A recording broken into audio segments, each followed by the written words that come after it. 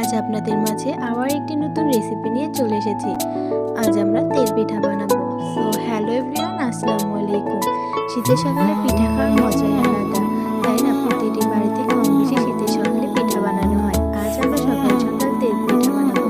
তেল পিঠা বানাতে কী কী উপাদান লাগে সেটা আপনাদের বলবো। ভিডিওটা না টেনে সম্পূর্ণ ভিডিওটা দেখলে বুঝতে পারবেন তেল পিঠাটা আমরা কেমন বানিয়েছি। তেল পিঠা বানানোর জন্য হালকা কুসুম গরম পানি, চিনি এবং কালো জিরা লাগে।